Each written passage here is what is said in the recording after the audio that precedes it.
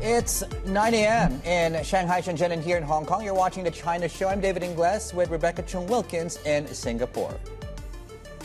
And we are counting down to the open of markets in Greater China. Our top stories today. Brent crude surges past $90 a barrel and tech stocks are under pressure as the US and Iran trade fresh strikes following the death of US troops. We're watching Alibaba shares after it launched a preview of its flagship AI model to compete with the best US companies have to offer. Also ahead, Chinese regulators set to convene a meeting to stabilize markets. The CSI 300 is coming off its biggest drop since Liberation Day. Plus, TSMC hikes investments in the US to meet demand from customers and ward off rivals like Intel and Elon Musk's TerraFab. The overall strategy for us is that we have very strong conviction in this megatrend. And we're doing everything we can, wherever we can, to expand, to support the customers' growth. And also demonstrate that we do not intend to leave any food on the table to anybody else. And at midnight low at the World AI Conference in Shanghai with the latest on Moonshot AI's breakthrough model and its plan for an IPO. We'll also take a look at physical AI as we're joined by the China president of ABB Robotics and the founder and CEO of Shanghai-based startup Matrix Robotics.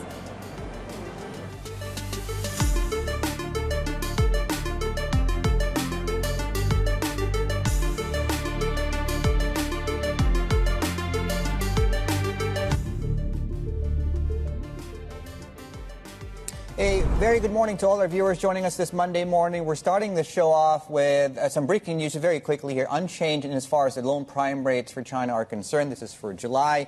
Some strength coming through in the Chinese currency that takes us into the market action and what you woke up to this morning past tense, and hopefully you are already out of bed like stocks are currently. $90 in oil on Brent. We are, though, coming off highs a little bit on the most active contract. Nat gas, we're looking at Shanghai crude playing a bit of catch up right now. We're up 5% there. So we'll get to the Iran story in a moment here. And the latest in as far as the tensions and the strikes are concerned, pushing up energy prices as we speak. Flip the page, have a look at Korea, reopening today after cash markets were shut on Friday. So there is an element of catch down. Taiwan is coming online after a 6% drop that we had on Friday. And, of course, Japan, which was trading on Friday, is not trading today. Just consider that as we, I guess, all things equal. Still seeing some pressure, not as bad as one would expect given the headlines coming through. S&P futures are stabilizing after the chips gauge, the Philly Semiconductor Index, entered a bear market on Friday. Right, a couple of movers to tell you about. All eyes on SK Hynix. We're just below the zero handle on SK Hynix. TSMC, of course, will bring in that interview we did, of course, with the CFO. Flip the page. The broader read across these markets, dollar is up against most.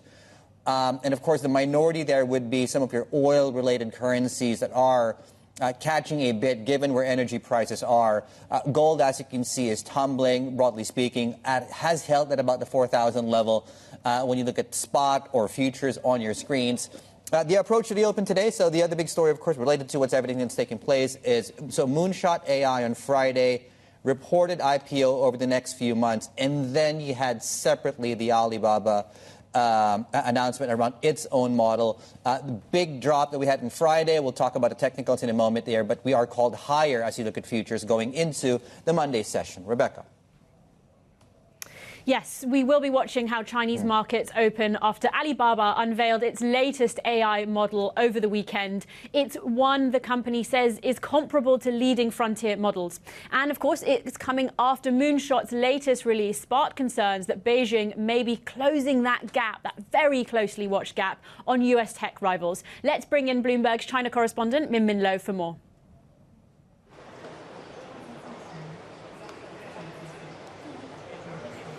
Hey, Rebecca. Yes, there has been a lot of buzz around this Kimi K3 model behind me because it is the largest Chinese AI model to date with 2.8 trillion parameters, and according to the company, it outrivals most frontier models except for Anthropic's Fable 5 and OpenAI's GPT 5.6. So it really stunned the tech world, which earlier this year was still thinking that maybe Chinese models are about 12 months behind the US AI models, but they seem to be closing that gap much faster than expected. And that's despite not being able to access some of the most advanced NVIDIA chips. So that's why we're seeing the market sell off. And we understand that Moonshot AI is also looking to list potentially as soon as within the next 6 months. They have been looking at potentially pulling the trigger even before the release of this Kimi K3 model, and mainly because the company says it has hit $300 million in annual recurring revenue in June. That's always a good indicator for future growth. So it looks like time is quite right for a potential IPO. We understand from sources the company is already looking to unwind some of that red chip structure in order to smooth the path for a Hong Kong IPO. Maybe from one to the other over the weekend, tell us about Alibaba's announcement.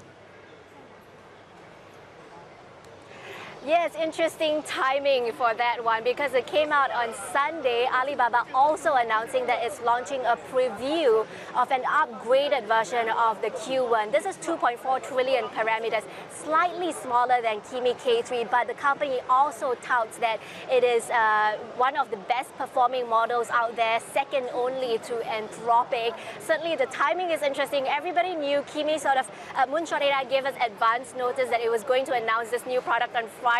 So it makes me wonder really how much of Alibaba's announcement was triggered by Kimi K3's announcement and all that buzz around it. And they also followed up with their own announcement on Sunday. But the thing is, the technology is a little bit nuanced here because you look at Kimi K3, there's been so much interest over the weekend, so much so that the company has paused a subscription and is prioritizing current users. What this tells you is that because the model is so large, using it requires a huge amount of compute, a huge amount of AI accelerators, and GPUs are in short supply in China right now. So this could be one factor that could constrain the pace of the deployment of this Kimi K3 model.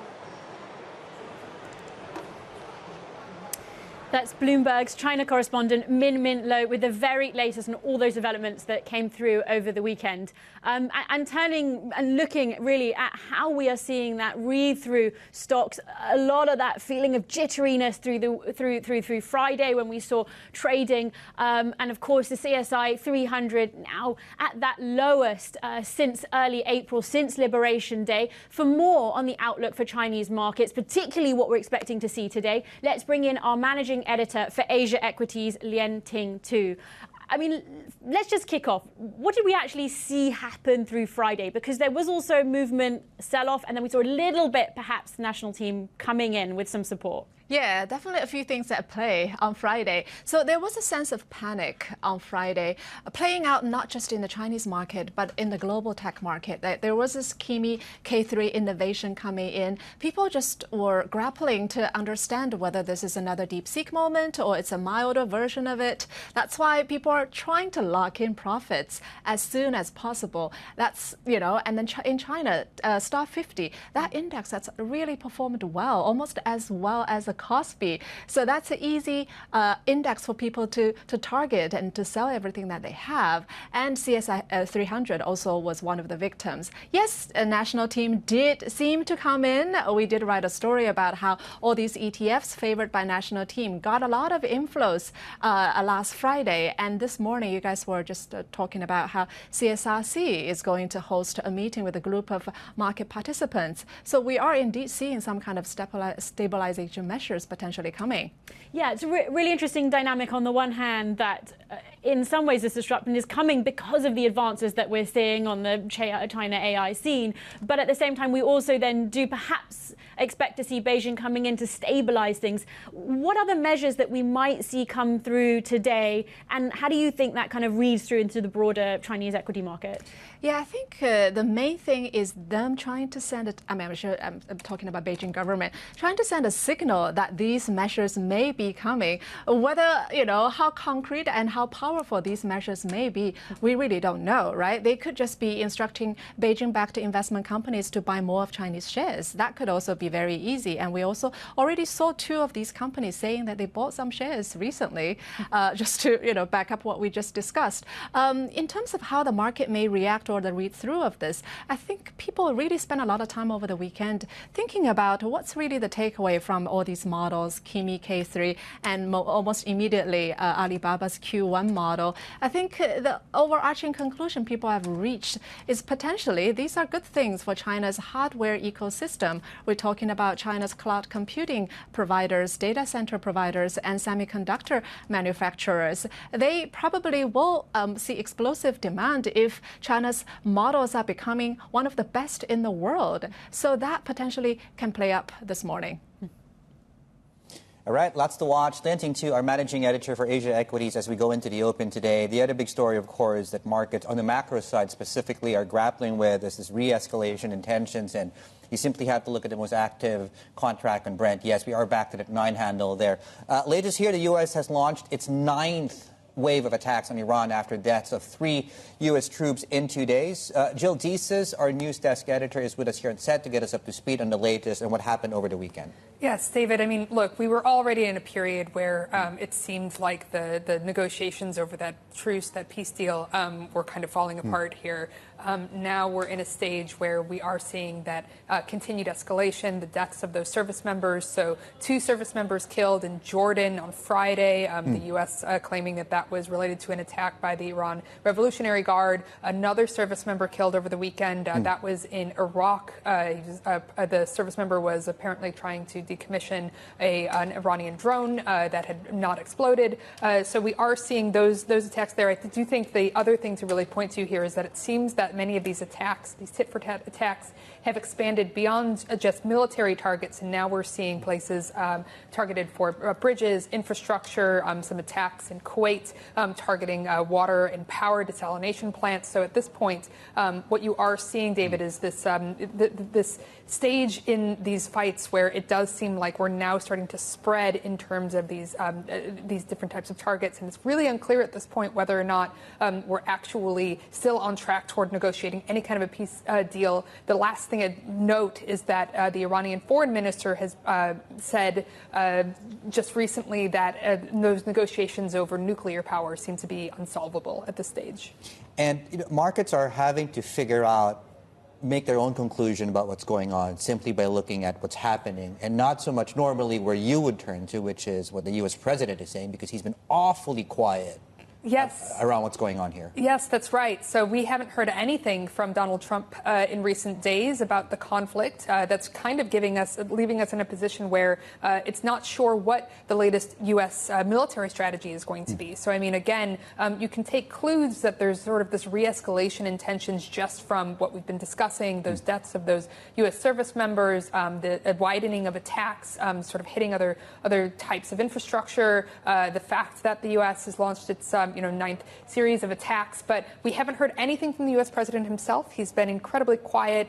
He spent the weekend in New Jersey. He went to the World Cup game, certainly was present on stage there. But in terms of commenting on, again, those service member deaths, or commenting more broadly on the U.S.'s sort of attack strategy or its negotiation strategy with Iran, we've really heard nothing. And so it's, again, becomes kind of concerning as to trying to figure out where the trajectory of this war ultimately goes. Because, again, I mean, this has been going on since February. We've been in sort of this back and forth for several months over, is there a truce?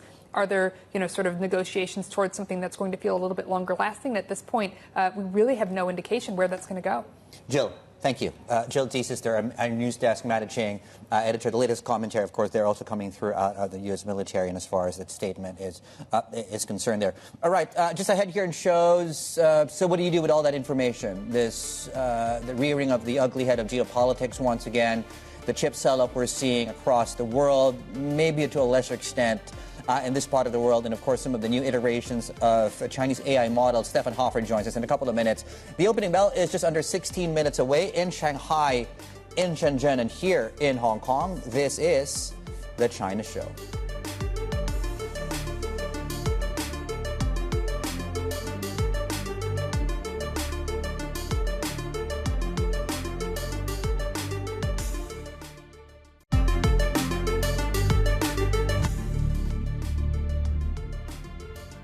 All right, just under 14 minutes to the opening bell. As you can see, we are actually priced to open higher this Monday morning. Of course, the downdraft is what took place last week, where chip stocks in the U.S. entered a technical bear market. You're looking at corrections across the region, Japan, Korea, and also in Taiwan.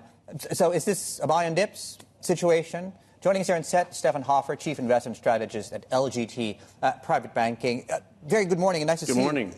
The core of your equities holdings is still in the U.S., just to get that out there. That's right. Okay. I mean, what we've seen in the last sort of while with the correction in technology, I mean, you have to put that into a context, the kind of run-up that took place before that, especially in some incredible places like Taiwan and Korea. So in a way, it was poised for some kind of profit-taking. The bigger question, and we're going to get more insight on that over this week and next week, of course, as in the earnings season, what is the demand? Is there demand fatigue maybe for some of the hardware and the other infrastructure that is needed for this global AI race? Our personal view, our view on this is that demand is still there. The race is hotting up, not cooling down. So the outlook for tech is still quite robust, but we have volatility along the way.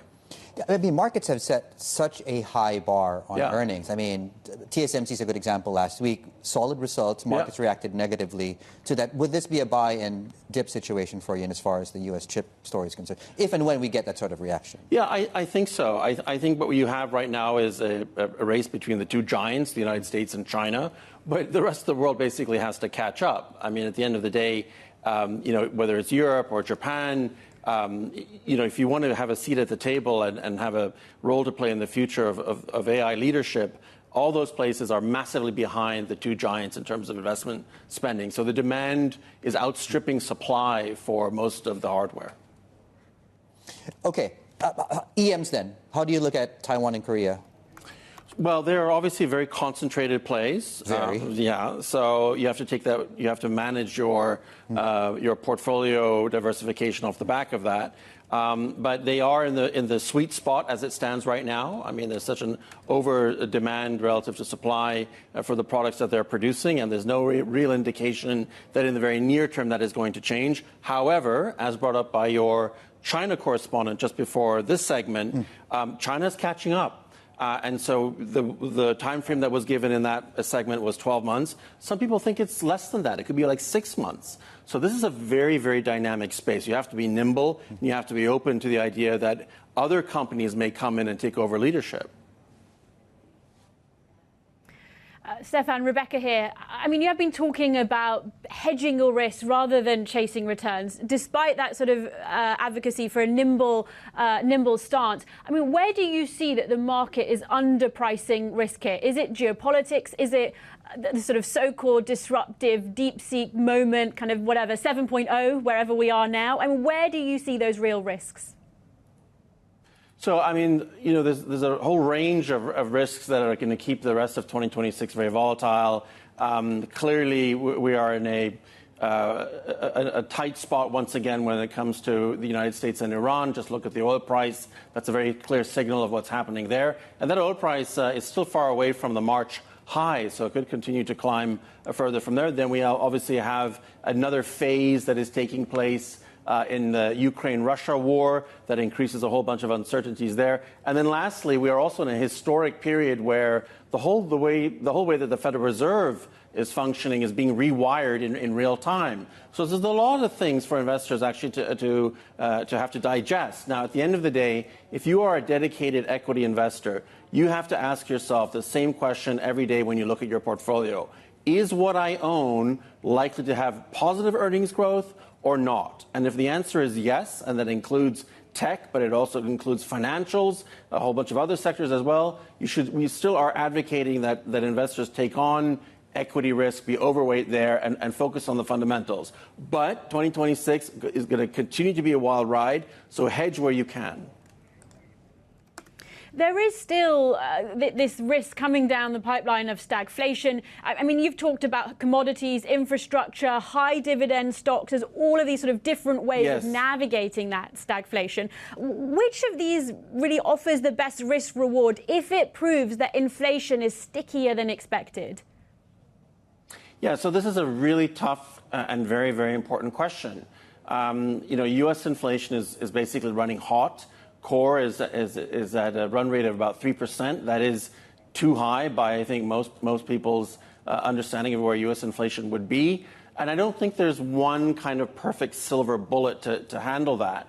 But as you mentioned, I mean, there's a range of strategies that investors can consider. So infrastructure, real assets, commodities, to some degree also gold, but the shine has come off a little bit there. But the absolute favorite, I think, are the high dividend equity strategies, which have actually performed really well so far this year and are doing what they're meant to do. So it's a tough environment, but if you have a diversity of those kinds of strategies, we think you can make decent money in 2026.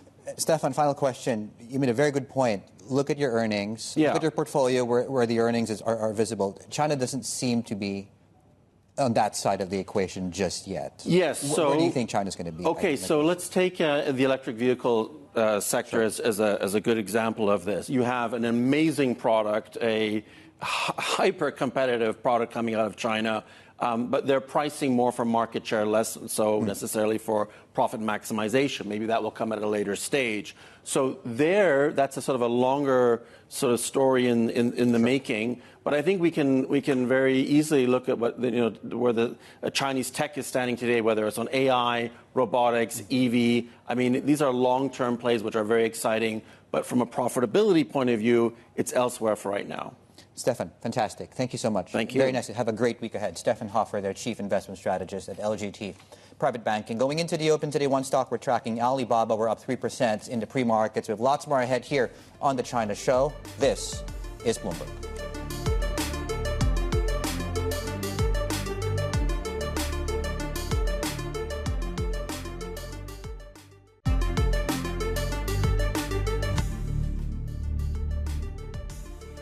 All right, we're going to go through just some of the early moves across these markets. And, well, I guess as you can see, we are set for a bounce across Hong Kong stocks specifically.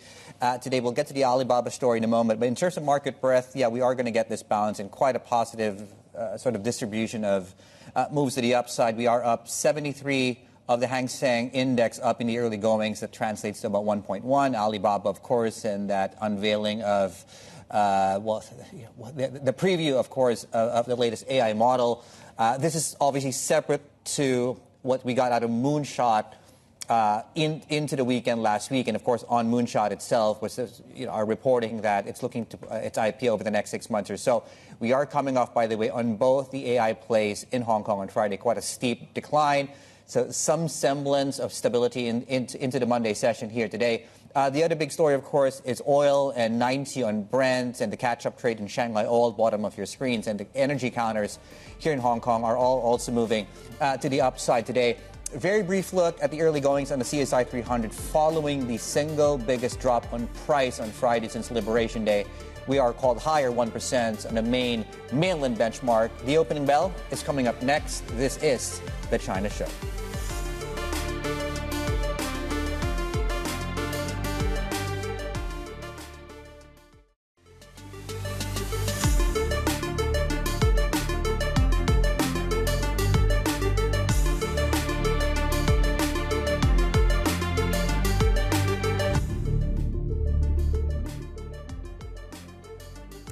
Welcome back. You're watching The China Show, and we are counting down to a very busy open this morning of markets, expecting, well, what a day, Dave. I mean, I was just kind of thinking back. When was it that we covered the DeepSeek moment 1.0, that original kind of event to royal markets? We were apparently caught by surprise then.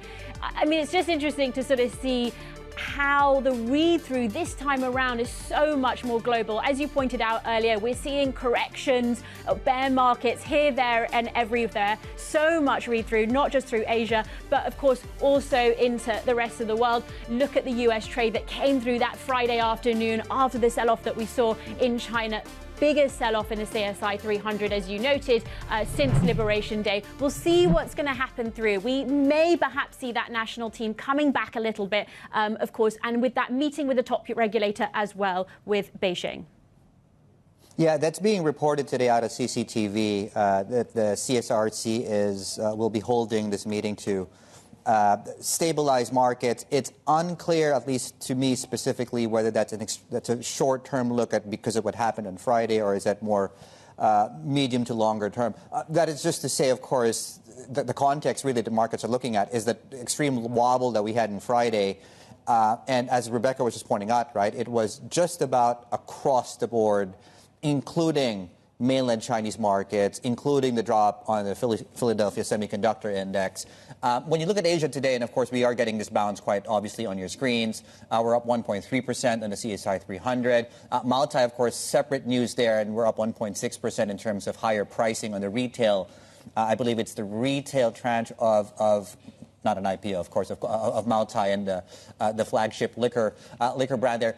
Flip the page when you look at Hong Kong. So you have Moonshot, obviously, Kimi was a story on Friday. It became Alibaba, and that unveiling of some of the parameters, very, very basic. And as far as information goes, Alibaba, we're up 3% there. And then we turn our attention back to Moonshot AI on the back of our reporting that over the next 6 months we could see, of course, that massive listing, which I guess then goes into some of the big AI plays coming up on your screens. I mean, just keep in mind, right, the last few days have seen just a lot of big-name Chinese companies being reported to want to list or announcing their listing. So whether that's Shein, Zhongji Innolight, we've talked a lot about CXMT, Moonshot AI. So you got to wonder, too, why the price wobbles. Could that be down to liquidity stress, number one, and down to the fact that some of these other plays have done very, very well as far as the chip stocks go. Lithium and solar stocks very quickly coming up on your screens. We now have, I believe, taxes being reintroduced here, 2027. That was part of some of the announcements. Not a lot of reaction here. But yes, going into the session today, Rebecca, we're looking at really a lot of, including some technicals too, I believe. Yeah, I mean, it is the AI story. That is really the big story, and not just for our markets, of course, as you were pointing out there. Really, we're seeing the AI race kicking up a gear. We have this new wave of domestic models that's raising fresh questions. Essentially, it's the hardware versus software question. And of course, then the read-through, as you were pointing out, CSI 300, Chinex, the 200 daily moving average, key technical levels that we are watching, whether or not we see that kind of come back a little bit more. And on that point, this turnover of mainland ETFs, we saw 8 of the ETFs that are popular with the so-called national team of buyers, enormous turnover numbers. I think it was the highest since January. So we'll continue to see if there is that support for the market, particularly because we have that CSRC meeting around market stabilization coming through today, reported out of CCTV. And finally, just on that sort of broader market and other notes that we're looking at, oil, of course, given the strikes that we've seen and the tit-for-tat retaliation between Iran and the US that have come through. And Maltai is really interesting. We see, I think, the second price hike in about 3 months. It's very, very unusual for Maltai. We rarely have seen price hikes before this, in fact. And finally, the chip story. As we go back, end where we began, it is an AI story for today. Absolutely all the way, Dave. Yeah, okay. So I guess we're reeling still from the World Cup is over.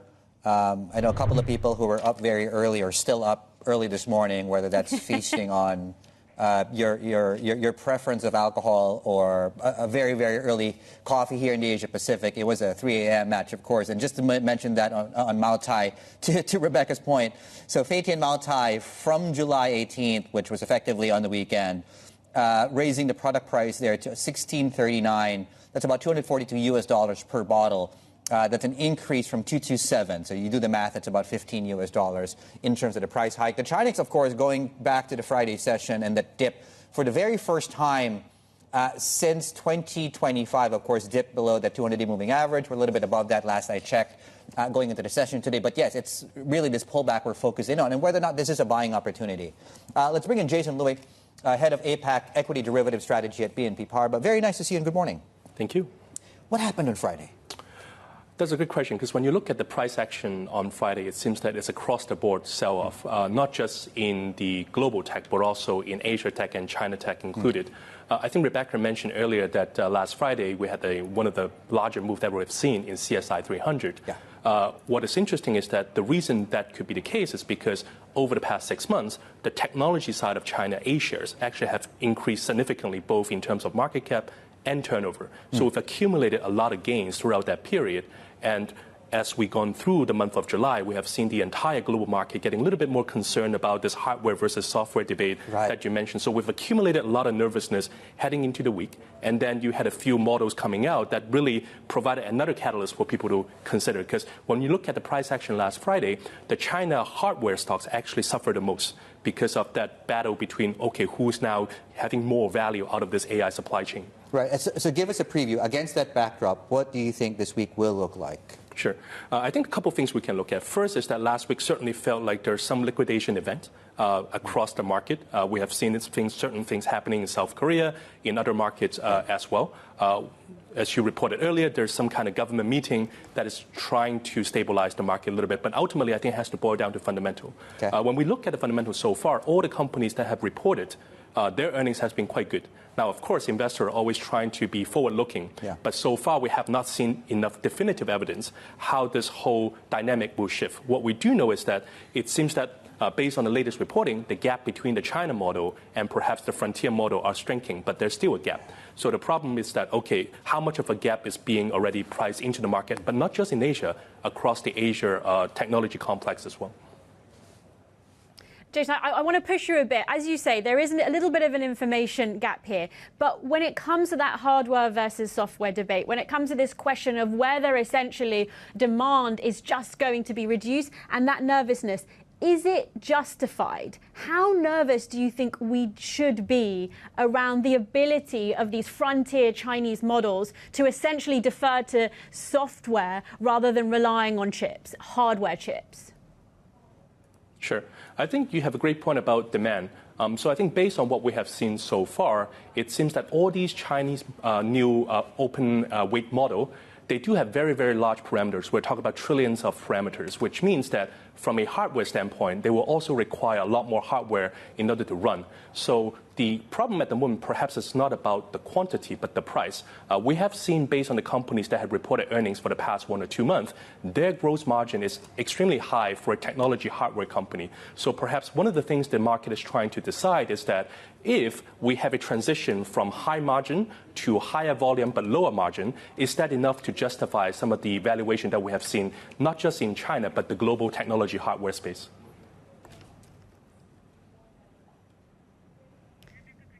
Jason, I just want to follow up on that point. What about the concentration risks that we're seeing around the AI trade in Asia? How should investors be making sense of that? Sure. I think you're absolutely right in terms of the concentration risk, and this is probably most pronounced when it comes to markets like South Korea and Taiwan, and to a large extent, Japan. For the Nikkei 225 index, it's also heavily driven by the AI sentiment as well. I think in this case, what we do notice is that when investors trying to de-risk, they try to look across, okay, what else can I rotate into, which present an interesting dilemma. Because when you look at markets like South Korea and Taiwan, they are indeed heavily driven by technology. But when it comes to Japan, until last Friday, we have actually seen investors rotating out of technology into more domestic-facing sector and financials in particular. And the case is also true to the Hong Kong-China complex as well, because when we look at the performance of the Hong Kong-listed indices, they've actually seen quite a bit of rebound over the past 3 weeks, as both the global and the Chinese investors starting to gradually rotate out of the hardware into other segments of the market. So you recently came from the U.S., and I would imagine most of your, if not the bulk of your conversations around AI. First, I guess, what's the takeaway for you as far as investment strategy is concerned? And as we see more and more of these developments in China, whether that's model competency or the closing of some bottlenecks across the hardware stack, is what's China. Do I look at China as a threat to the U.S. bull market, or can both coexist? I guess is my question. Got it. I think one of the biggest kind of noticing point that I've came across is that investors no longer look at AI from a geographic standpoint. Okay. I think the investor I met, they have a global AI view in mind, and because of that global AI view, they have no choice but to look at European, U.S., and Asia tech together. I think China tech is still a little bit different because they have their own ecosystem. But very few investors told me that I can only invest in U.S. It's almost that when they look at Asia, it's a simple extension of a lot of the trades that they already have in the U.S. But because they are benefiting from the entire supply chain going up, they are very, very focused. I think that's the first part. The second part, when it comes to Asia, China onshore, I think there's this rising acknowledgement that the technology development in China has been very strong. I think due to geopolitics or due to information barrier, to Rebecca's point, I think they're still hesitant to go very active because I think they still worry that what if there's some additional geopolitical risk. But when it comes to interest in Asia, I think they basically look at it as one big global trade rather than like divided into geography. Jason, thank you so much. Very nice to see you. Have a great week ahead. Jason Lui, the head of APAC Equity Derivative Strategy at BNP Paribas. We do have some breaking news right now. Let me just get it up on my screens. Okay, so we are hearing now from Marco Rubio. He is, of course, traveling to the Asia Pacific. Let me just get up the latest information here if I have it. So number one, he does anticipate the visit of Chinese President Xi Jinping will happen. Of course, that is the broader expectation still that's going to take place in the latter part of September, point number one. Point number two, latest coming through as well, is China is sending teams to the U.S. to prepare exactly for that U.S. trip.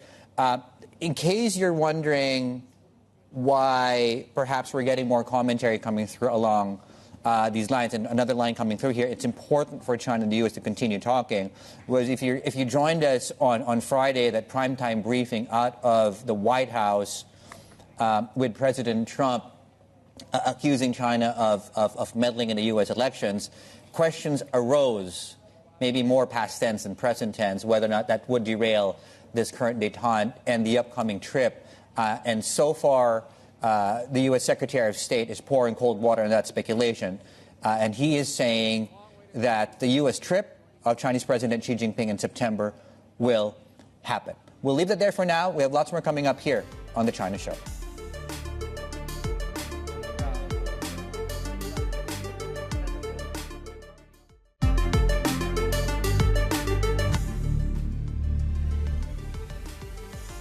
Good morning and welcome back. You're watching The China Show. A brief look at markets, about 50 minutes into the cash market session. And yes, we are getting a very decent bounce following the rout on Friday. So we'll continue to track, of course, what happens in these markets. In the meantime, though, we're continuing our coverage, of course, in Shanghai. And Min Lo, our China correspondent there, is on the ground for us at the World AI Conference in the city with her next guest. Min.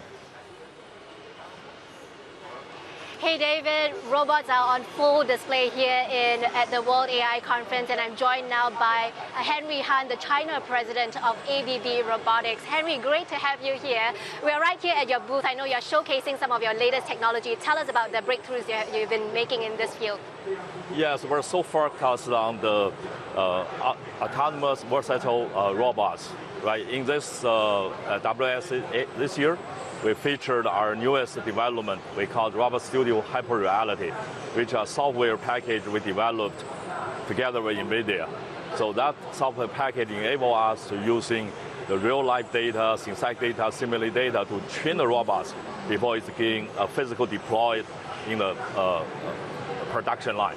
So this software enables our customer to save 80% effort of a commissioning setup, 40% of cost, and 50% time to market. Wow, that's a pretty tremendous cost savings there.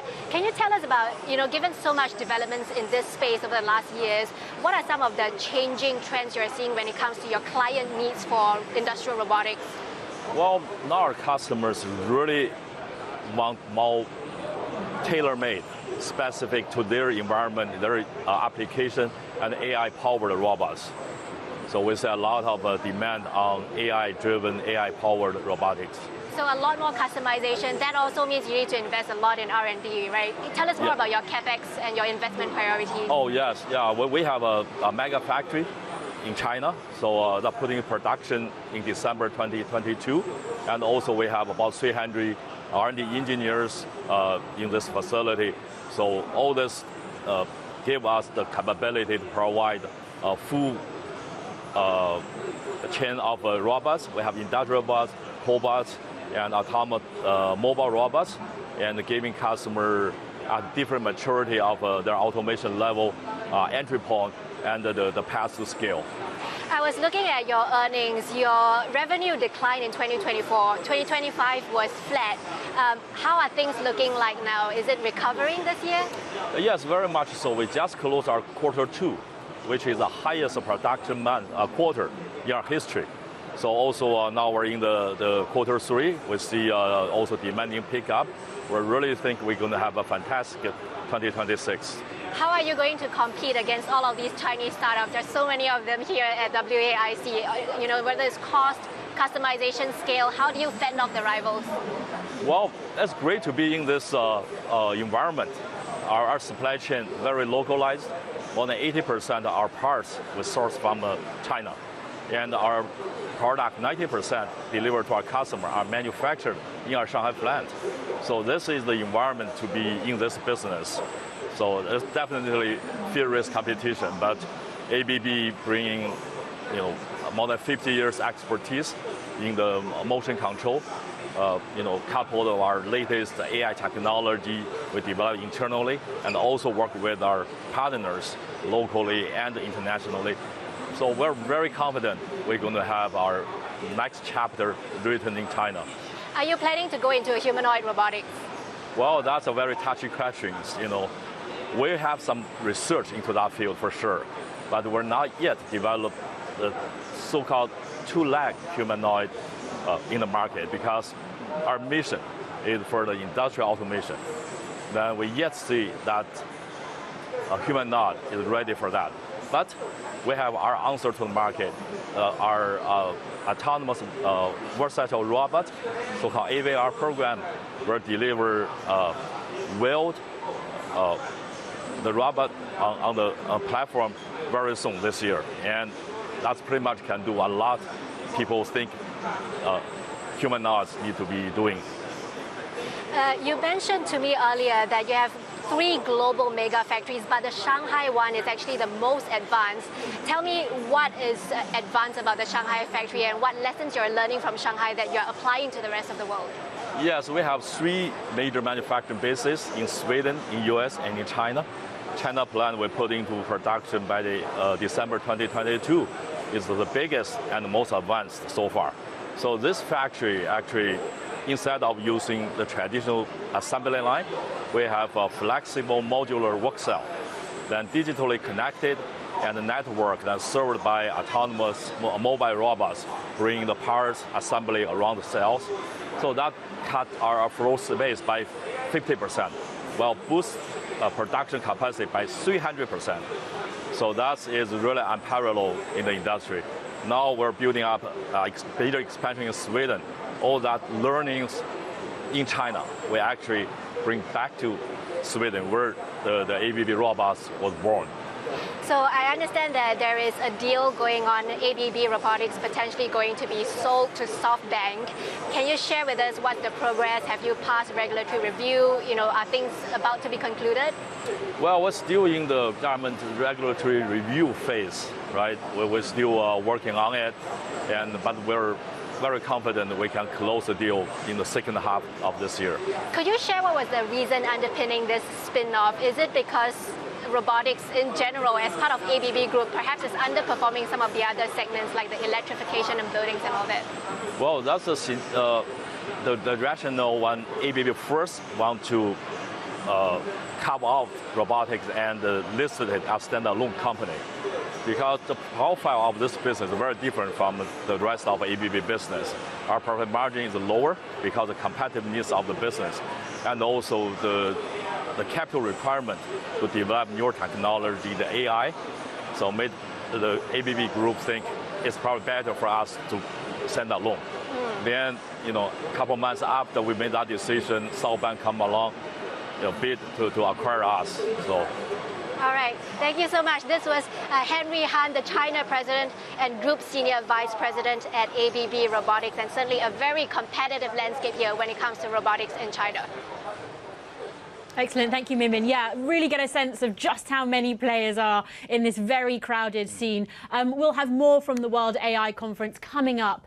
Also in the next hour, we'll speak with Matrix Robotics founder and CEO Allen Zhang on his outlook for the sector and why he thinks robots can be used to beat China's demographic decline. This is Bloomberg.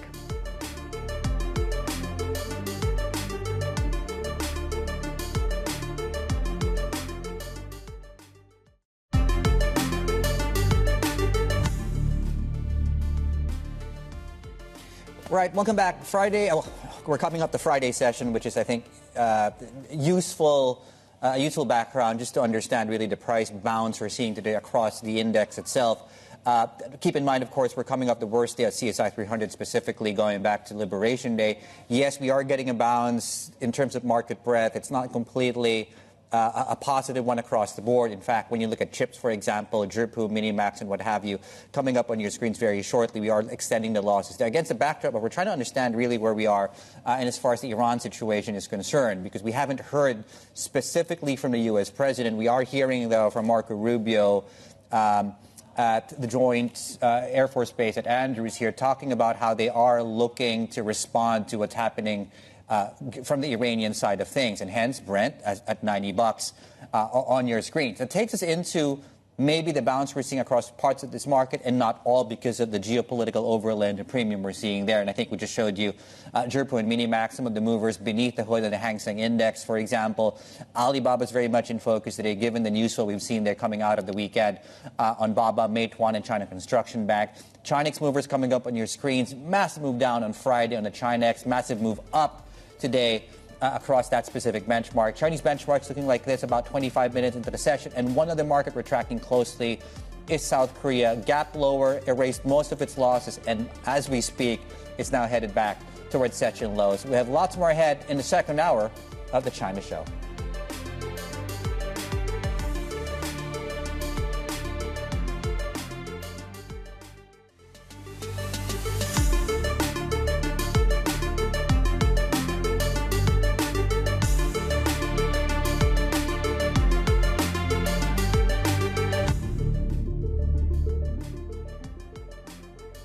Good morning and welcome back to the China Show. It has been a very busy morning. A quick peek at the CSI 300, about half an hour into the session, up, well, yeah, more than 1.5% already, nearly just shy of 2 there. And really it's a Friday and a weekend story coming through these two frontier models, AI models, moonshots, of course, and also then the preview of the Alibaba latest Qwen model coming through and really helping provide a little bit maybe of a boost after we saw that rout on Friday. A bit more affirmation coming through the market, at least on the China side. But more broadly, Dave, I mean, we still are seeing this sort of disruption elsewhere in Asia. You still see investors trying to sort of let it percolate. They really try to understand and make sense of what it means if we see software undercutting that demand for chips.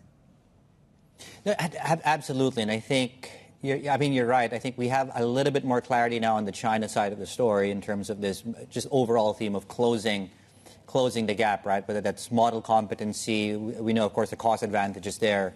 Closing some of the bottlenecks on the hardware stack, for example. And I think maybe that takes us into the CXMT liquidity stress we're seeing in some parts of this market. But I think when you look at a market like Korea, for example, and that massive drop that we had on Friday, it doesn't help when Korea was shut on Friday, is reopened today. Japan was up and running on Friday. It's not trading today. And, of course, you have Taiwan, which fell 6%. You had TSMC earnings, and you're getting that bounce. So we're playing a bit of catch-up, really, in terms of T+1, T-1, T-2, just in terms of price action. But, yeah, and then you have, of course, what's happening in the Middle East. And, you simply have to look at the strikes between the two.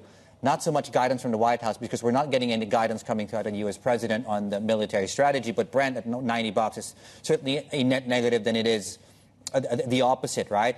And I think when you look at the FX complex, right, it's the dollar is stronger against almost everything, with the exception of oil-related currencies. And I think that's coming up on your screens, like the Canadian dollar and the Norwegian krona on your screens. We're flat across dollar yen and dollar China. We talked about the Kospi, the Kosdaq index, Taiwan and Singapore on your screens. On Korea, which is interesting, so we gap lower, almost erased, if not completely erased, the losses. And then I think last we checked, we were down 4. We're now down only 3% on the Kospi index, which I think is maybe indicative of, is this the leading indicator of global markets currently? David Savage is with us here on set. So heavy declines last week. Is the worst over in terms of the deleveraging story and how people are funding some of this rotation now? Yeah, I mean, so we've had, I think the Kospi, as you said, is down 6 of the last 7 weeks, I think. Yeah. I think it's off about 25% from its high in late June. So that type of decline is certainly going to invite some dip buying, and I think we are seeing a more nuanced market reaction today versus Friday. But I think that the point of caution is to say that we ran up so far so fast, and periods of deleveraging can last longer than I think markets sometimes expect. Another retail trade that only a few months ago was very popular, silver. Yeah. It's still off 50% from its previous peak, right? So it's not completely a perfect comparison, but it's certainly another trade that got very popular with retail, that got very leveraged, and then unwound very quickly, and then after that, has continued to sort of slide. So I think that's the point of caution. But I think today, there's a lot of under the hood, a lot of different moves happening, particularly in tech. Well, talk about that, because some of the latest developments coming out of China here. Yeah, so I think if you look at it, so Friday, everything just kind of got sold. Yep. Hang Seng Tech Index, which has not performed particularly well, was sold, as was Taiwan's TAIEX Index, which was down 6.5%, its worst day since April 2025. So I think on the negative side, the fact that the TAIEX is managing, I think it's flat now, but it was slightly lower, even though TSMC was higher. After that kind of decline on Friday, I think that's not a particularly bullish sign. But on the plus side, the Hang Seng Tech Index is looking very strong. Chinese equities are looking very strong, and leading the way is Alibaba. And given its role in both of these two frontier models, I think that's certainly an interesting sign. On the Kospi, again, I think it's still a mixed bag. I mean, we're trading lower, perhaps not as low as we might have thought, given the declines we saw on Friday. But I think definitely a more nuanced picture we're seeing today. David Savage, thank you so much. Out of our MLive team there, our MLive strategist here on set. With us, it's certainly, what we talked about is, Rebecca, it's not just a tech story, right? There's a complication we're getting from the energy markets today. Yeah, that's right. And we're not getting much clarity out of the White House or out of Trump itself at this point. Brent crude trading back at above $90 a barrel. It's the highest in a month after this escalation, this tit for tat that we've seen in the Iran war. We're joined now, Bloomberg oil trading reporter Yong Chin. Just talk us through what we're seeing and I suppose how much further we could go.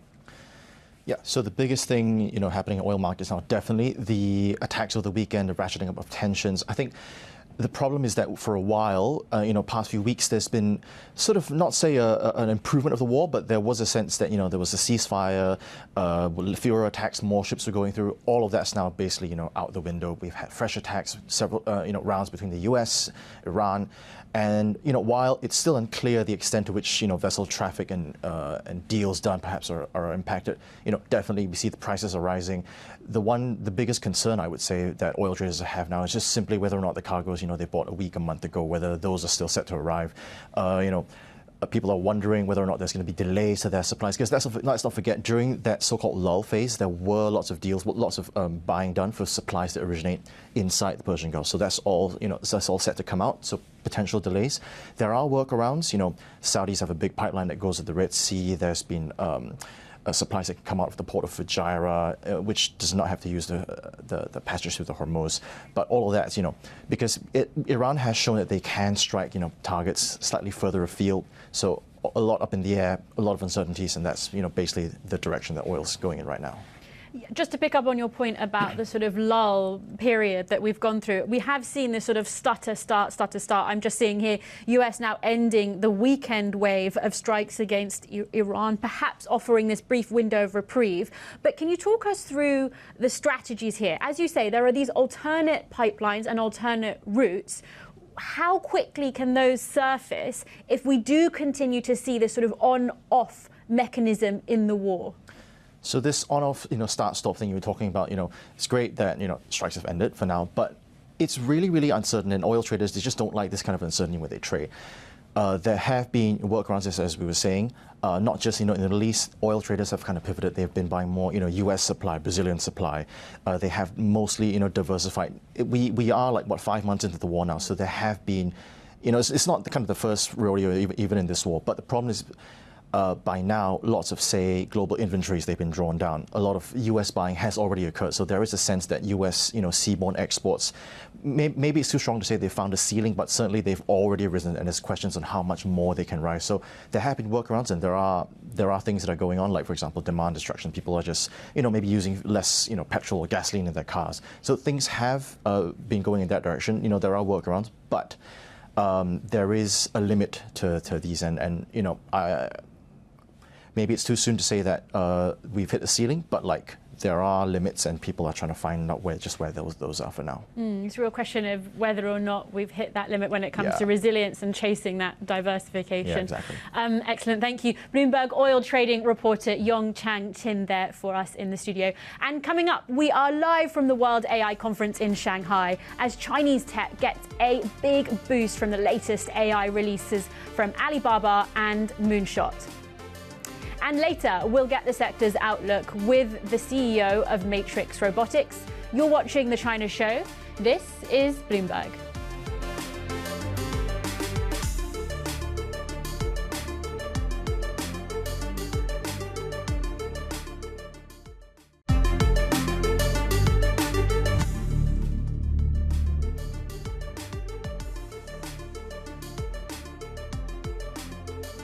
All right, Hang Seng Index, CSI 300, the TAIEX, which is flat last we checked. The Kospi is, I need to keep looking at this every split second, and we're now on the, do we have the Kospi Index? I think we're looking at these movers a bit later on. We'll get more context from Anthony in a moment here and why we're seeing these sorts of moves. Asia ex Japan coming up on your screen. Japan is shut, by the way, today, in case you're curious why that specific benchmark. We're up 0.1%, which is actually a good thing given where we've come from and in the sort of the direction of prices on Friday going into the weekend, and certainly the direction of travel as far as news flow is concerned in the Middle East. 2% to the upside on the Hang Seng Index. We're coming off a 3.5% drop on the CSI. The Chinex was off, and the Star 50 was also off. I think we were off over 7% in both, so we're, I think, doing quite well today. We talked about the TAIEX Index and the Kospi. There we go. Down about, let's call it 3.5%. Is the average of the last 30 minutes. We were down as much as 4% on that specific benchmark. Okay, why don't we talk about TSMC, Rebecca? Yes, TSMC, gosh, coming out, all guns blazing. It's going to add $100 billion to its investments in Arizona to meet demand from US customers and to ward off ambitious rivals. Its Vice President and CFO, Wendell Huang, spoke with Bloomberg Stephen Engel on the timeline of that build-out. We are doing very well in Arizona. Our phase 1 using N4 technology is up and running. The yield is very good, comparable to its mother fab in Taiwan. Okay. Phase 2 using N3 technology. Tools will be moved in very soon. Phase 3 will be N2 technology. The construction has already started. Phase 4 of the wafer fab and the first phase of the advanced packaging fab, the preparation work have started. So we're making real progress, and we're very happy about the status in the Arizona. Now, at this time, we continue to see very strong demand from the customer, the multi-year structured demand. And our key customers in the US, these are the people that are using the advanced technology. And that's why we decided to add on to our already existing investment in Arizona to add another $100 billion. Now, the timing of ramping these new fabs will depend on the market conditions and customer need. Having said that, capacity is not born overnight. Mm-hmm. It takes 2 to 3 years to build a fab. It takes another 1 to 2 years to ramp it up. But we'll do it as soon as possible, as soon as we can. How do you view the indigenous innovation growing in China? CXMT on the memory side is going to be listing soon. They're getting a lot of attention. Of course, SMIC is a smaller rival to you on the foundry side. And also, Huawei has been touting, their alternative to Moore's Law, and I think it's Tau principle, logic stacking and the like. What do you make of the innovations and the progress China has made? Obviously, they are making good progress. But if you talk about competition, it's not just China. It's everywhere. We have a big competitor in South Korea. Mm-hmm. We have another one in the United States. Mm-hmm. These are formidable competitors. But we always have competitors. We know how to compete. So it goes back to the fundamentals of this industry: technology leadership, manufacturing excellence, and customers' trust. Plus, you have to have the service mentality. And then you need to be not competing with your customers. Mm-hmm. So if you put all these together, TSMC is always the first priority, first choice for our customer. Given everything you've just said about your competitive advantage, how much does that give you a significant advantage over the rising competitors like Intel and also Terafab? The overall strategy for us is that we have very strong conviction in this megatrend. And we're doing everything we can, wherever we can, to expand, to support the customer's growth, and also demonstrate that we do not intend to leave any food on the table to anybody else. There we go. That was the TSMC CFO and Senior Vice President Wendell Huang with our Stephen Ingles. Just continuing the conversation on AI and the breaking strap and breaking news that's actually coming through as well. The lower third is coming up on your screens on this specifically. So again, if you're looking at ways to express your AI interest in as far as IPOs here in the city is concerned. Zhongji Innolight, we've been looking at optical-related stocks, of course. This is a company that produces optical devices. Listed on the mainland, is now looking at listing here in Hong Kong. It's gauging interest for that Hong Kong listing based on the terms we're looking at right now. Shares are up 2.1% on the mainland, and Anthony Stephens is looking at the stock specifically as well as others, Anthony. Yeah, they've picked a great day for this because China's had an amazing day of validation for its technological model with 2 trillion parameter models coming out over the course of a couple of days. What they can do has been validated in terms of their compute capacity. And you're seeing that in the ecosystem across the semiconductor space, the optical space, and other components. This is a marked contrast to that of the rest of the region, which is suffering under the assumption that the Chinese will not need as much Taiwanese and Korean components. Switch the board to how the internet space is doing, and this has been a huge laggard year to date. And you're seeing a big change now in the landscape of the AI world. You're seeing Alibaba come out with a $2 trillion model, a 2 trillion parameter model. You're seeing the validation of the semiconductors from Huang and SMIC, and you're seeing the impact of competition on the year's best performing Hong Kong stock, Zhepu, which is down 10%. That continues from a pretty drastic move last week, and this is going to be the dichotomy that kind of runs the Hong Kong market. Which model will become ascendant as these 2 trillion parameter models continue to come to market?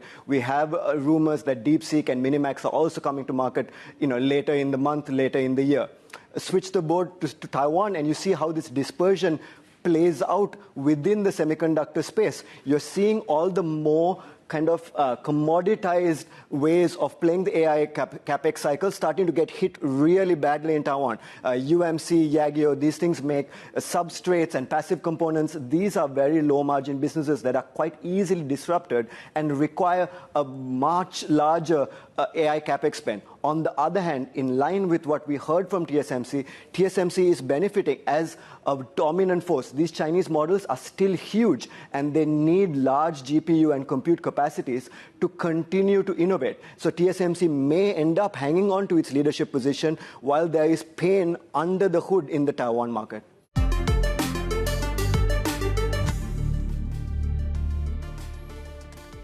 Right, welcome back. You're watching the China Show. An update of Korea, and the sidecar has been activated given, of course, the selling that's been taking place. Price on your screens down 4 and 5.5 on the Kosdaq. On the Kosdaq index, of course, we'll bring you the latest ones. Of course, we do resume, of course, some of the movement there in that specific market. One sector we're tracking closely in mainland and Hong Kong markets are some of these solar and lithium-related stocks. This is more on policy pronouncements that have taken place, and of course, the resumption. I think it's 2027 of consumption taxes pertaining to both specific areas coming up on your screens. And as you can see, of course, it's playing out mixed across these markets.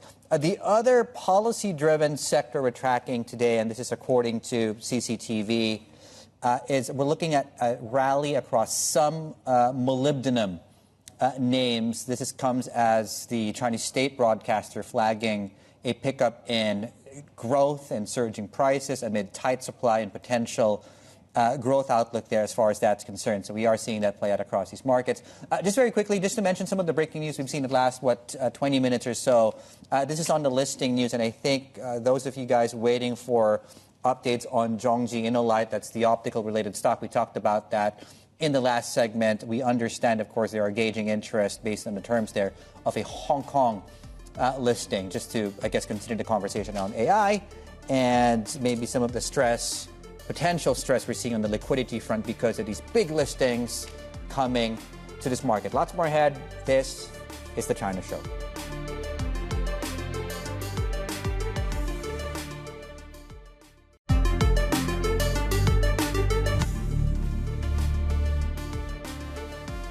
Right, welcome back. So a couple of things happening in these markets. One is we are, as you can see on your screens, certainly seeing a bounce from the terrible day across risk assets on Friday. Although a more nuanced, a closer look, let's put it that way, is we're coming off highs very quickly. In some markets, like the CSI 300, we were up as much as 1.5, if not more, on some benchmarks there, so we've basically split the difference. The story in Hong Kong is one where you have some of the platform companies rebounding and leading the gains today. Alibaba, of course, given, of course, their announcements on the weekend. But apart from that, the Kospi index is, I believe, just resuming trade after the sidecar was activated. Anyway, we're down about 3% on the Kospi index.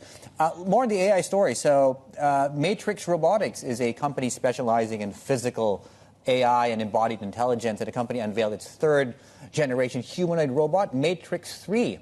That took place earlier this year. Min Min Lo, our China correspondent, joins us now from the conference in Shanghai with the folks behind the machines. Min Min.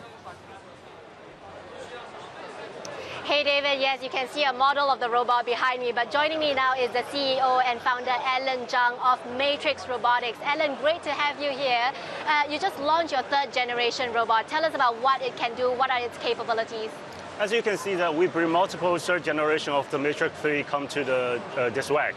And that one is offering the AI barista, and it can provide the coffee from the empty cup and also fill with the coffee, and it can using the fingertip to control the touchscreen, and finally it will using his right hand to deliver the coffee to the client. And also we have the other generation robot and help to take the tour around the WAG and also do the interaction, and also another far away from there it can provide a scissor rock and paper the game with the guest.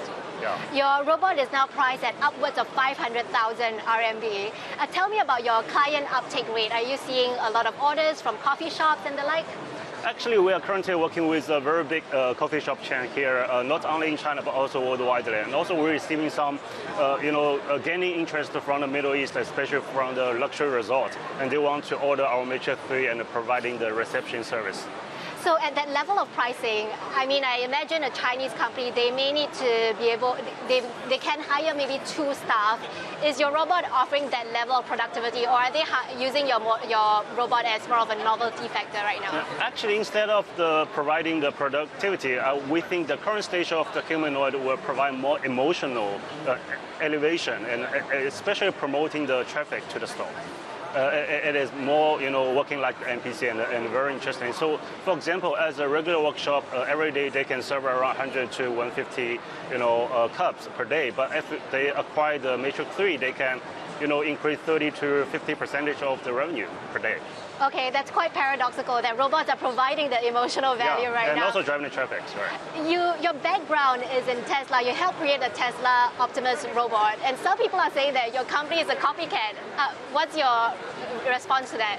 Actually, yes, some of our team is from the Tesla Optimus team, for sure, that's the truth. And also, currently we think comparing with the Tesla Optimus, we are more looks like the human. As you can see that the Gen 3 is, standing at 1.7 meter tall and also weighted like 75 kilogram. And also, we are using a tandem drive with the dexterous hand, which is 5 more degrees of freedom than the Tesla currently offering on the market. And we are the only one who can produce and deliver worldwide. So, so we are more looks like the human. Yeah. You've previously talked about wanting to bring the cost down or the pricing down to 30 to 50,000 RMB. That's more than a 10-fold decrease. How achievable is that, and what's your timeline to getting there? We think our timeline is about, we're talking about 24 to 36 months from now. Yeah, so that's the target. And because we truly can foresee in the future that once the house and all the public services surrounding with the different type of the humanoids or the physical robots, so the cost drop down will be quite steeply. Especially we are leveraging the supply chain from the China market. That's actually very, very ambitious. What is the source of this cost reduction? Is it economies of scale, or where is it going to come from? We think there's the 2 very important core concepts. The first is how we keep iterating and re-engineering the humanoid itself, and try to cut in some of the materials from the body, and also reduce slightly a little bit of the degree of freedom. And try to make the whole system more integrated and more easy to produce. And the second part is we really need to scale up the autonomous of the intelligence, especially we are currently working on the foundation model. So once the ability of the foundation model can do some type of the autonomous work, it will also help us to gain a lot of interest and the demand from the market. So once the volume goes up, the cost will go down automatically. Obviously, your robots have to be trained on a lot of data. It requires, as you said, the foundational compute as well. Are you facing any constraints when it comes to GPU availability, or are the export controls affecting you? Yeah, this is a very good question. Actually, we're still okay in the data engine because in China we can leverage a lot of the low-cost labor and help us to get the low-cost data set as we need to pre-train the neural network. But to be honestly, a little bit restrict on we are acquiring the GPU from the overseas. But today we also see a lot of the Chinese local chipset manufacturer, for example, like the Huawei, they provide some super pod and help us to do some pre-train work. But we still have a long way to go. Yeah. Is there a shortage now if you want to buy from the Chinese suppliers? How long do you have to wait for it? Yes, it is quite shortage. Because the large language model they just absorb too much CPU in China, so which do not left too much for the physical intelligence. So which means sometimes we'll wait for maybe extra 2 or 3 weeks. As we can get ready to pre-train the network.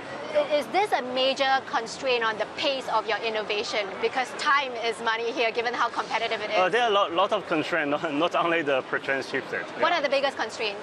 The biggest constraint is how quickly and how low cost we can absorb the physical data that we're collecting the data from when the human doing some manipulation stuff or working on the working station. So that's the main constraint. So yeah. Speaking of cost, you're still making losses per robot as of now, right? How do you plan Actually, to?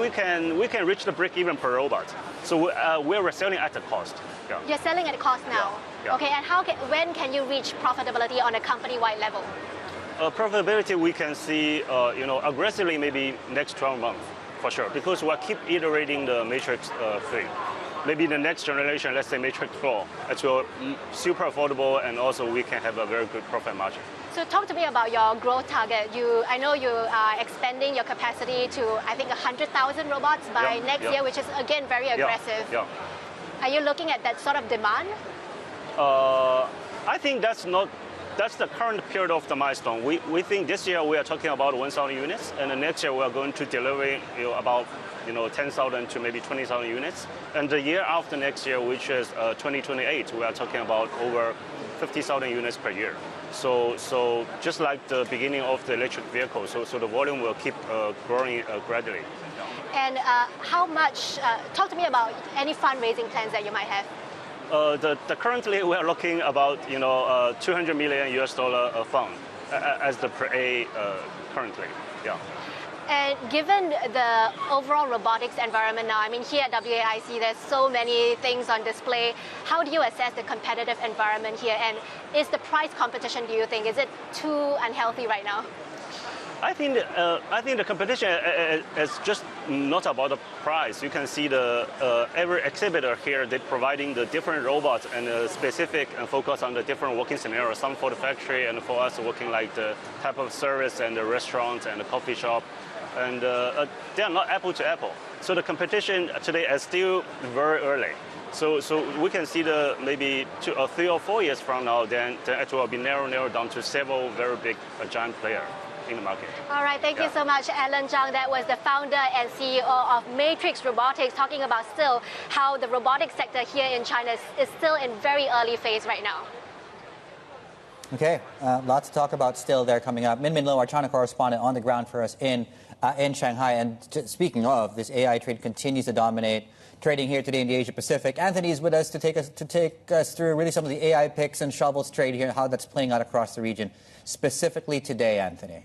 Yeah, we've seen some spectacular intraday volatility already. Korea's had 2 moves of over 4% intraday. And at this point in time, it looks like it's resolving on the downside. We continue to see Samsung and Hynix struggle here with the ramifications from the China LLM modifications around memory usage. So bear in mind that the K3 model from Moonshot and Alibaba's new Qwen 3.8 both seem to be a lot more memory efficient. And that is hurting the use case for this space. Outside that, the motor space and the auto space is really struggling in Korea today. Maybe it's a mix of AI trade unwinding due to the physical AI bullishness, but maybe it's also due to the uptick in oil. Those two events confluencing in a downtrend in these stocks. What's interesting about Korea is the huge debate around retail deleveraging, and the stats around that are lagging on the public sphere. So people have to estimate how much retail has unwound.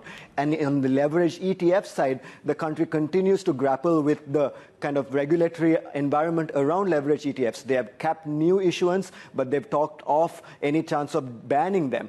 On the other side, we continue to see ETF inflows into more sedate ETFs listed in the US, like the iShares Korea ETF. So the flow picture in Korea is extremely complicated at this juncture, and it's meeting technological complexity, and that is leading to a lot of intraday volatility. Now flip the board, it's much simpler in Hong Kong, China. We have clear winners and clear losers from the AI trade today. We see the existing competition from the new models getting hit again. This is after a huge move on Friday. We continue to see Zhepu and Minimax much weaker here. These two companies also have raised significant secondary market placements that are now struggling. So it'll be very interesting to see how investors trade those secondary market placements given the pressure in the market on these themes. On the other side, you have a clear beneficiary for Alibaba here. Their new model is being received very well. And that is something to watch. That has triggered a laggard bounce in the HS tech, notably in names like Meituan and NetEase. Remember that these names are the big laggards in terms of Asian market weight and the technology trade in Asia. We've seen for a very long time hardware outperform software, and if that reverses, that has space to move a lot. Lastly, in China, we see this laggard bounce as the Chinese government and the Chinese regulators continue to talk about stabilizing the market. And for them to do that, they have to buy the big caps. And you're seeing the big cap laggards bounce very hard. helped by an interesting piece of fundamental news in Moutai. They've finally increased the price of their flagship product after stemming a long slide in that stock. You're seeing a big move there. That's a heavily underweight stock in China as a consumption play. You're also seeing an obvious bounce in PetroChina from the pop in oil, and Ping An and China Agbank making up the laggards list that is supporting the Asia market here. So very interesting picture in China, both the tech and the laggard space kind of supporting the market here on an index basis while the rest of the region struggles. Excellent breakdown there from Bloomberg Markets reporter Anthony Stevens. And you can rewatch any of those segments, including coverage of our World AI conference by excellent Min on the Bloomberg Video Hub. Subscribers can explore live streaming, news, interviews, all of our Bloomberg TV shows, documentaries, reporter analysis, and plenty more. Check it out. It's bloomberg.com/videos. This is Bloomberg.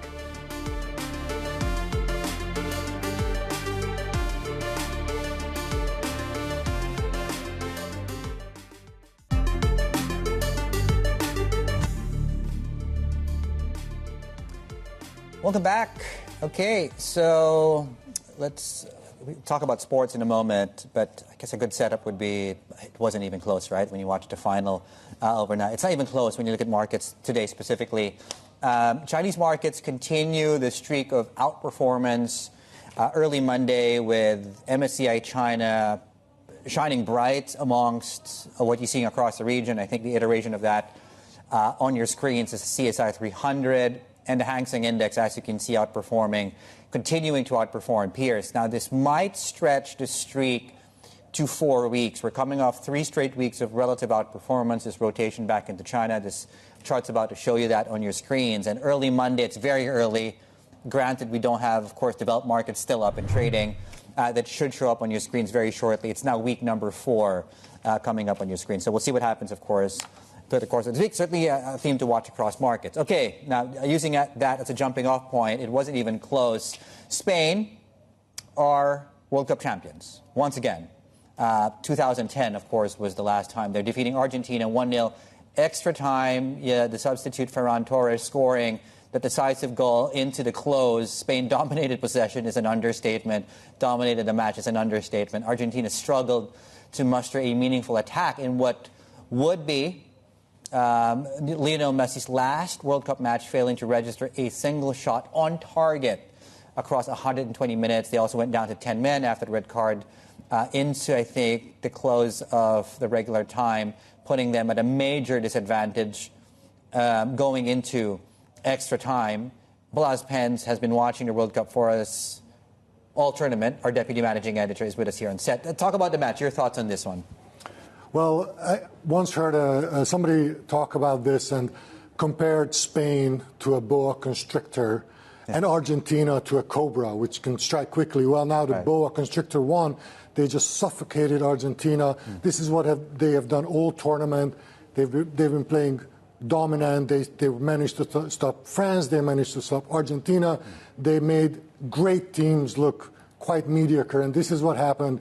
And as you were watching this final game, it always seemed like it was only a matter of time before Spain would be able to strike. And they did. And what a moment it is for Spain. The second title, they stamped their credentials as one of the great footballing powers of all time. And I think parts of the coverage, actually, then the footage went to the 2010 team who we're watching, right? I think Xavi was there, Iniesta was there, Carlos Puyol was there. And as you point out, it was a systematic dismantling of opposition, regardless of who you put in front of them. Now, talk to us about the event, the World Cup, as a commercial success. Talk to us about the numbers that we've seen from this, and how does it set us up then? I believe they are hosting, in fact, the next World Cup, if I'm not mistaken. That's right. Spain is going to be one of the 6 hosts, one of the 6 hosts for the Centennial World Cup in 2030, along with Portugal, Morocco, Uruguay, Paraguay, and Argentina. So both of the finalists will be hosting next time around.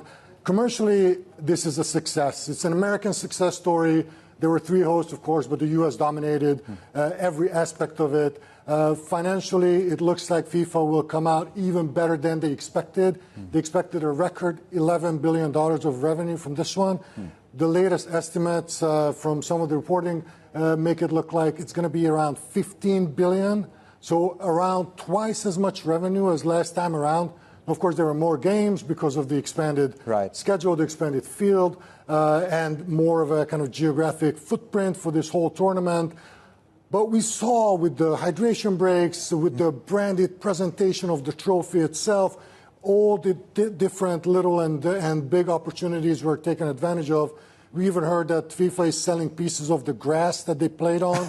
So they're trying to make money every possible way, and they do. And so that makes you wonder what that means for the future of the World Cup, this commercialization of football that seems like it's been turbocharged by this event taking place in North America. Yeah, I mean, the scale of this one, to your point, it's going to be very difficult for a single country from now on to host this. And I guess the reason why we're looking at, 6 for the next one. Balazs, fantastic. Balazs Penster, Deputy Managing Editor. Before we go, just to wrap up these markets as we head into the next program here on Bloomberg Television. Very quickly, one big one to note, of course, Zhongji Innolight, this conversation around listings in Hong Kong. And the latest one started to gauge interest here from shareholders, from investors as we look ahead to this specific one. That's it from us here today. We'll see you all tomorrow. This is Bloomberg.